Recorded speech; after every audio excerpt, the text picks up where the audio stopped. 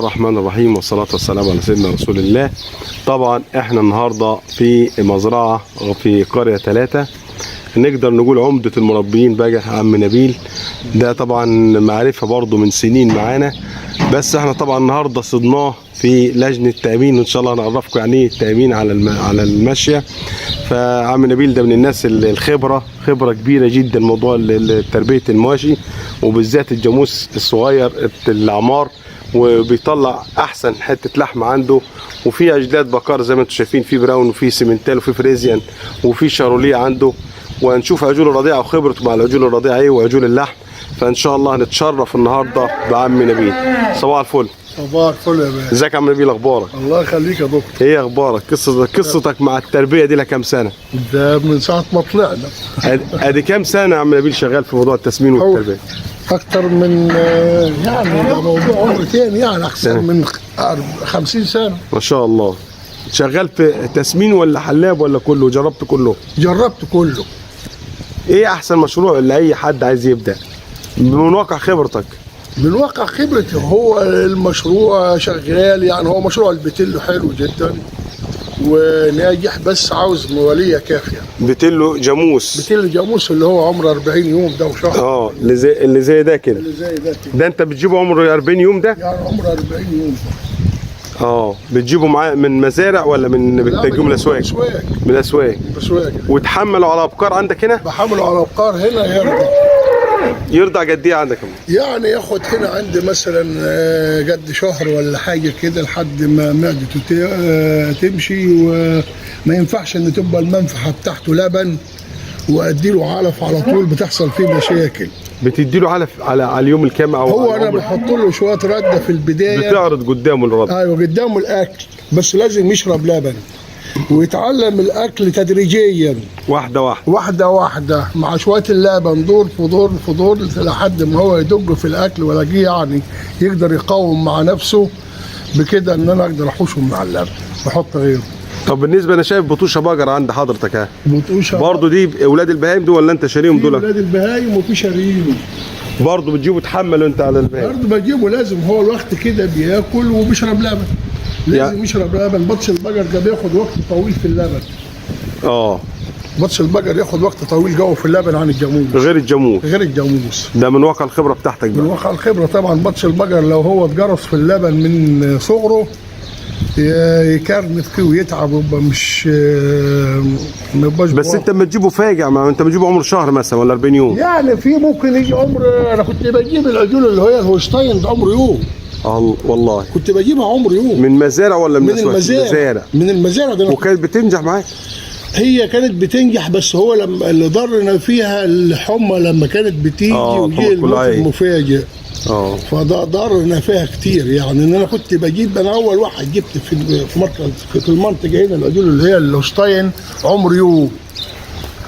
كنت بتجيبها وتجيب السرسوب بتاعها معاها؟ ولا سرسوب ولا حاجه خالص. ده كان لما في بهايم والده عندي في الاعمار بتاعي معاهم قبلها يوم ولا 2.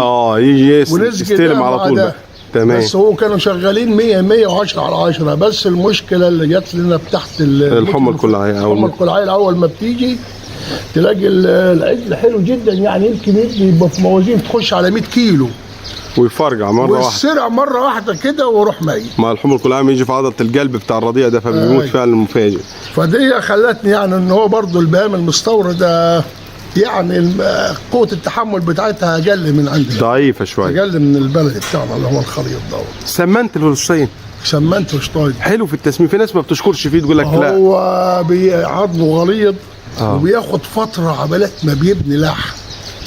ياخد فتره جامده. والعجل هو حلو في الخشب، تلاقي خشب وكده. الهولشتاين هو اساسا كعلف مش حلو. الحلو في اللبن النتي. تمام. ده يدي لبن، لكن في العلف مش. انا سمعت ناس كتيره بتشكر في السمنتال في التسمين عن الهولشتاين. 10 على 10. ونفس حتى البقر السمنتال لبن واقل من الهولشتاين. بس نسبه الدسم فيه اعلى من الهولشتاين. كتركيز دهن فيه. كتركيز دهوني فيه نسبه التركيز فيه اعلى من الهولشتاين. تمام. طب بالنسبه لعجلات البقره ده عملوا ايه؟ مشروع البقره ده مش مشروع كويس؟ لما انا انزل سوق مثلا واجيب لي 10 عجلات بقره زي دول كده واسيب وسطهم ذكر، مش امن من العجول الرضيعه؟ ولا ايه رايك؟ من طبعا هو انا بنزل السوق بنجي العجول اللي هي انا بجيب بهايم غاليه، ان انا بحاول انجي اصناف ما يعني. بصراحه انا شايف بسم الله ما شاء الله دي براون. ودي براون.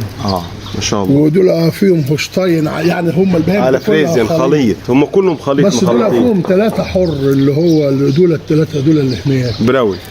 العجله الحمراء اللي هناك دي يعني شبه نوع كده ما اعرفش يقولوا انجليزي ولا في نوعيه معينه مجنسه ايوه. تعمل لها كام العجله في السوق النهارده لما تكون عجله بكريه مش اشار يعني؟ هيبدا واحد مثلا مشروع. انا جاي حاليا النهارده بالنسبه للاسعار بقت رهيبه جدا يعني. الاسعار رهيبه جدا. اقل العجله دي النهارده في السوق تعمل لها فوق ال 25,000 ولا 26,000 جنيه. اللي هي الحمراء الصغيره، الحمراء اللي هناك لما تكون دي طيب بسم الله ما شاء الله دي تخش على 40,000 جنيه عشان دي عشر. دي عشر كام ده مني؟ دي عشر يمكن فيها 6 ما شاء الله. انت برضه سايب وسطهم ذكر عشان الحاجه اللي اللي انا حشت الذكر من وسطهم من يومين 3 ربطته ولقيتهم لما 10 وربطتهم كان الذكور سايب ذكر معاهم من الذكور اللي هنا. طب انت بتاكل ايه الذكور العلف دي يا عم نبيل؟ الذكور العلف انا بدش شامي عندي، شام اصفر؟ شامي اصفر مع ابيض يعني، مع رده مع سليج مع برسيم. لكن ما فيش اي مركز شامي ورده بس؟ لا ما بحطش مركزات ما فيش يعني لا صويا ولا بذر قطن ولا. اصلا هجيبه منين الوقت؟ الاسعار جنان.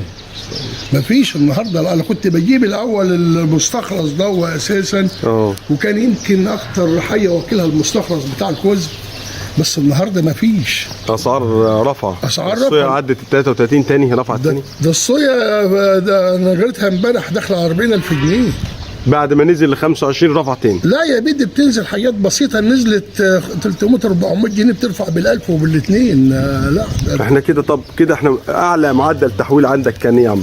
يعني كان مره انت زمان كنت بتطلع اوزان عاليه. انا كنت هو كان ممكن يحول قد ايه في اليوم عندك العجل لو كان ايام الكزب الصويا؟ هو ايام الصويا والكزب كان العجل النهار ما بيحاولش يحول كيلو ونص. تمام. ده ممتاز. ما بيحولش ايام ده. انت كده بتعمل حاجه اسمها مينتنس، انت بتحافظ على الحيوان قدر الامكان. انا بحاول اديله والسلاج ده معمول مفروم بالشام بتاعه. الشام ده مفروم بالغلة يعني فيه نسبه بروتين يعني حلوه يعني. اعلى ذكر وصل عندك في الوزن كان كام كيلو منه؟ انا ده طلعت فوق الطن قبل كده ان شاء الله. فوق الطن. انا فاكر كان عندنا عجول علف هنا تجيله. ايوه كان فوق الطن. انا كنت بطلع فوق الطن. انا ما كنتش هبيع بهام اقل من 700 كيلو و800 كيلو ما شاء الله. بس الوقت اللي انت فيه حاليا بالنسبه للغلو والعلف والدنيا يعني خلاص هو اللي ضر الدنيا موضوع الاعلاف يعني. لا العمليه ربنا يعين الناس يعني. موضوع الاعلاف زاد ان احنا مثلا شويه رده مأمنين على شويه بهام نروح نجيب الردات زاجين، ما احنا مش بناخد تلت الكميه اللي احنا مأمنين عليها. احنا كده هنأمن عشان خاطر موضوع الرده. هأمن عشان خاطر الرده، وفي بهام انا مأمن عليها قبل كده مش يعني نروح ناخد الرده من هناك ما فيش يعني. ده ما فيش صرف النهارده، ده موقوف النهارده، ده مش عارف فيه ايه، ده مدرك ايه يعني. بالمعنى الاصح في محسوبيات في المطاحن. بالنسبه للمطاحن بيدوك بمزاجهم. يعني انا مش باخد تلت. يعني انا مثلا عامل شويه بقر هم بيدوا كيلو ونص على كل راس تقريبا. كيلو ونص على كل راس بس مش بيدوها لنا برضه. ما بيدوها لناش لا. يعني انا مش بجيب تلت الكميه يعني. طب وباقي الكميه اللي هو حاجه؟ انا ما اعرفش دي بتاخدوها فين حته يقول لك اصل ما فيش صرف النهارده، اصل رد معجز، اصل احنا ادينا بكره ادينا بعده، وموضوع صعب جدا في المطاحن هناك يعني. طب بالنسبه للافكار الحلاب عندك يا عم نبيل، انت ما بتاخدش لبن بتخليهم يرضعوا؟ لا ولا ممكن بتستخدم اللبن؟ لا انا اللبن كله هنا للعجول الرضيعه. امال البهايم دي هسقيها ايه؟ ما هو ما ينفعش ان انا اجيب بهايم عمر شهر ولا 20 يوم حشر بتاعي. هو بالنسبه لك برضو ده مشروع يعتبر برضو مش ايوه انا يعني برضو بنستفاد من اللبن. ما ينفعش تبيع اللبن لان انت بتطلع عليه. انا لما اطلع شويه عجول زي كده انا بجيب سنويا مش يعني كان بيبقى عندي مش اقل من 150 راس بتلد. ما شاء الله. وانا شايف دول كلهم دول طالعين عندك على اللبن عندك كله ده لبن وبياكل علف ووضعه ودينك يعني. برضو جايبهم عمر 40 يوم عمر شهر كده. ايوه كله بالوضع ده. ده العجول اللي هي دي بتاع السنه اللي فاتت انا بعت منها يعني. دي عجول جاموسي من السنه اللي فاتت عند حضرتك؟ السنه اللي فاتت ده عمر سنه يعني عمر سنه. موازين 400 ممكن العجل في سنه جاموس ده يوصل 450 عم نبيل. يوصل لو فيه الاكل بتاعه المظبوط يوصل 450 في السنه في 12 شهر. في 12 شهر. زمان كانت تقول لك ما تربيش جاموس، الجاموس ده باله طويل، لكن انا شفت في مزرعه غرب انا بشجع الجاموس عن البقر. مناعته قويه. مناعته قويه وما بيتعبنيش قد البقر. الجاموس يعني كده احنا نقدر نقول للناس في سنه لو انت غذيت كويس ممكن يوصل عندك 450 في سنه. انا كان في شويه اتاخروا عندي، بعت موازين 600 و650. ما شاء الله 650 650 كان كام شهر؟ يعني دخل في حدود سنه ونص. سنه ونص حلو برضه. حدود سنه ونص اللي هو ان مش كله بيطلع زي بعضيه، في صحيح في اختلاف. من دي من شهر 11.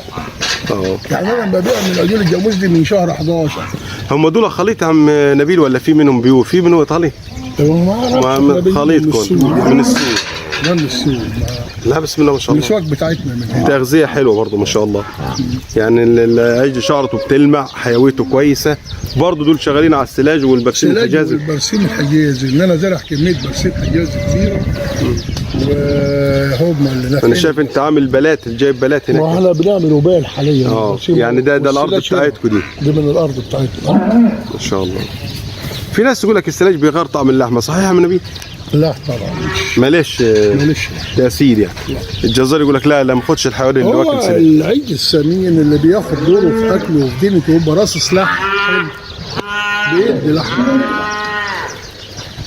وعامل انت السلاج برضو عندك هنا؟ انا عامل السلاج عندي. ده طبعا السلاج عامله هو في المزرعه بنفسه ومغطيه بشكل جيد.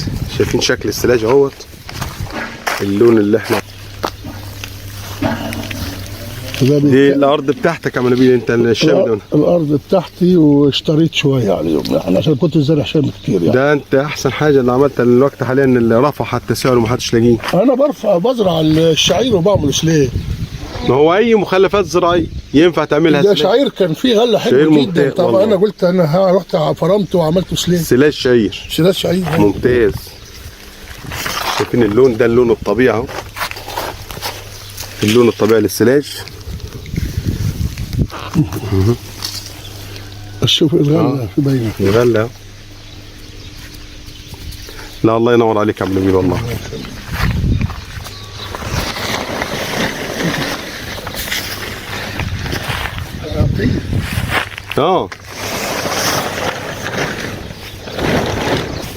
دي بلات البرسيم الحجازي.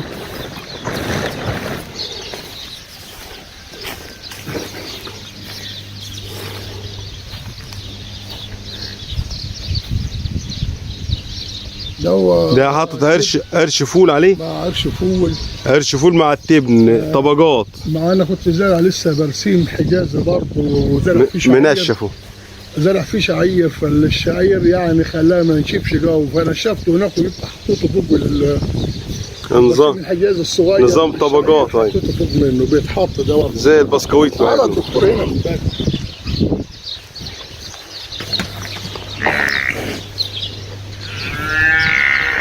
هي الدكتور المفروض وزير التموين يركز بالنسبة للمواشي اللي في المزارع واللي عند الناس.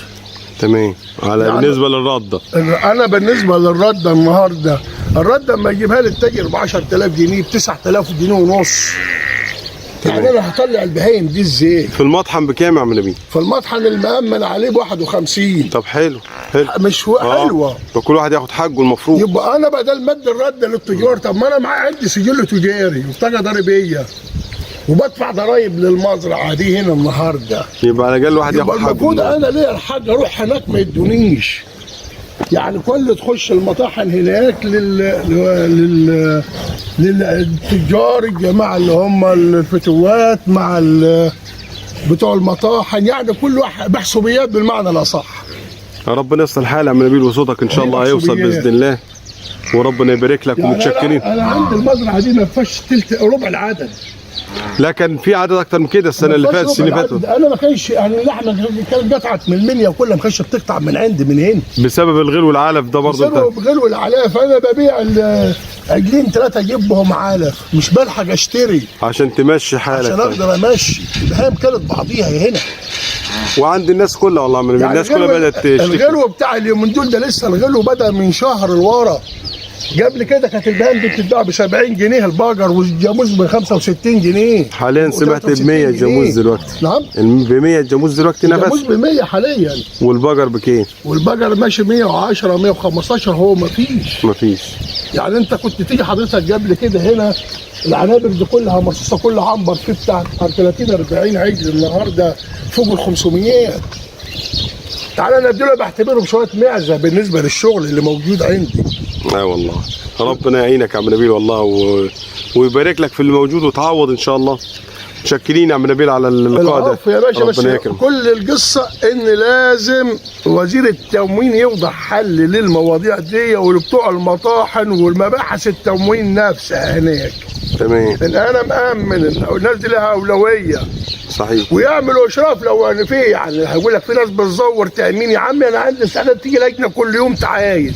ده حقك، ده يعني حقك. المزرعه قائمه والمواشي موجود. تعاين. ده انت اولى من اي حد. شوف يعني انا مثلا مقدم على عدد، انا مش عامل نص العدد اللي انا مقدم عليه، اللي انا هامن عليه. انا مش عامل نص واقل من نصه.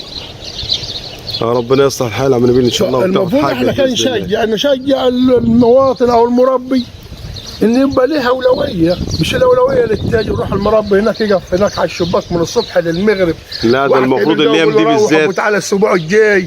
الايام دي بالذات المفروض الواحد ان هم يدعموا المربي اكتر يعني عشان طب احنا هنجيبه منين؟ احنا الوقت دي الارض اللي بنزرع فيها، ودي انا بجيب ده عمر شهر ولا 40، وفي ربيكه كتير منه بيموتوا لما بيجي.